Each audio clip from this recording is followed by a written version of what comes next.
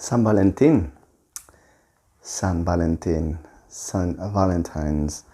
But San Valentín in Spanish. Yes, let's learn some words and phrases about love. Welcome to Spanish with Chris. I said, welcome to Spanish with Chris.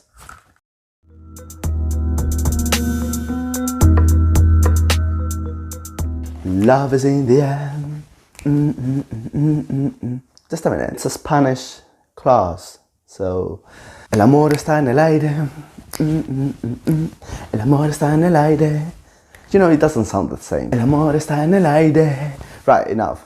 Now it's time to learn about love. San Valentine's. San Valentín. San Valentín. Right, yes, we have the letter V at the start of the word Valentín. But, you know, I said it before, the V in Spanish sounds still like the letter B. So one of the important words, for example, would be estoy soltero. Estoy soltero. That be if you don't have a partner, if you don't have any sort of relationship, okay? Estoy soltero or estoy soltera if you're a woman. But if you have someone, if you are in a relationship, then you could say tengo un novio or tengo una novia. Right, but that means that you're not married to this person. This person is just you, it's just your partner, your girlfriend, your boyfriend, okay? Boyfriend, novio, novia, okay? You're not married to this person. Another way to say it is estamos juntos, estamos juntos. Estamos saliendo, that's another good way to say it and very native. Somos novios,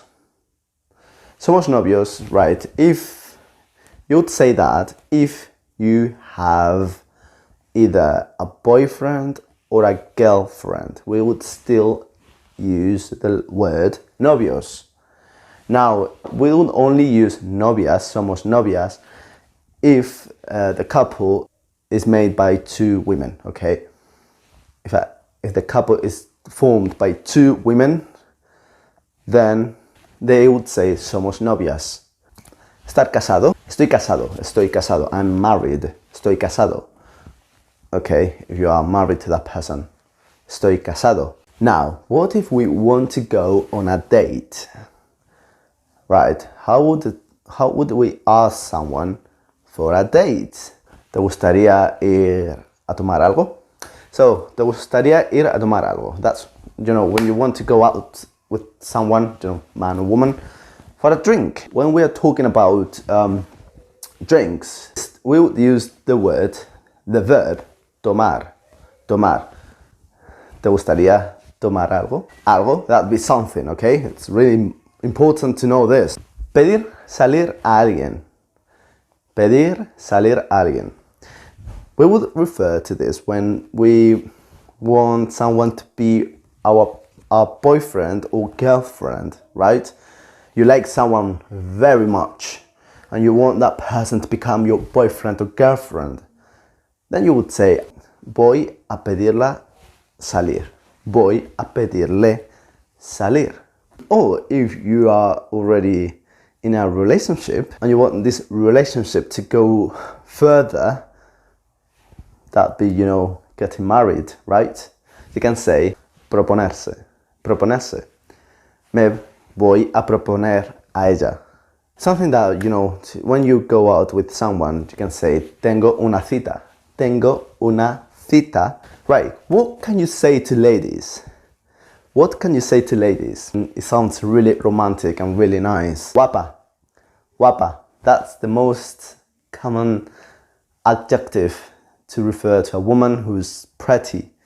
Guapa. If she's really pretty, you know, she's gorgeous, you can say guapísima. Maybe she's wearing a super nice dress. You can say estás impresionante. You can also say sexy, but that should be used more in a kind of sexual environment. Okay, you are about to, do something which I'm not going to mention here. I've already made a video talking about this subject, which you can find here, or just head to my channel and scroll down. Will be somewhere there a video about very very kind of adult vocabulary, so you can head there if you need more extra info. So that's for the ladies. But what we would say to a man, to a gentleman, is very similar. Guapo, guapo, guapo, guapísimo. You can also say elegante, elegante. So, the same. He's wearing a suit, he looks really formal, really good. Elegante, which is perfect for like a date. Una cita. Okay? Una cita. Right, phrases that, might be really handy if you ever ask someone on a date. So, for example, what we do when we go on a date? Well, we'll normally go for dinner, lunch, to the cinema as well, or to the movies. Right. But in Spanish, we would say that like, ¿te gustaría ir a cenar? ¿Te gustaría ir? ¿Te gustaría ir? Right? That doesn't change. It stays the same all the time. ¿Te gustaría ir a cenar? Al cine? Or even something that I think is so cool. You know what? ¿Te gustaría ir a casa y cocino para ti? I think that's actually, this is not a lesson about love, what women or men like the most, but honestly, I think that would be the perfect idea for a date. La mejor idea, la idea perfecta para una cita. Ir a casa y cocinar para la otra persona. Go home and cook for the other person. Yes, ¿te gustaría ir a casa y cocino para ti? I hope you learned something. Yes, I'm still trying to learn how to use this. Estoy intentando aprender cómo utilizar esto. It's just not that easy, It's not... Se lo pones aquí y se supone que debería... You can connect with me on my social networks where I share resources and more stuff, to learn Spanish, to help you to learn Spanish. So follow me there, dale me gusta, comparte, suscríbete, please. And, that's it. Thank you very much. Gracias. Hasta la próxima.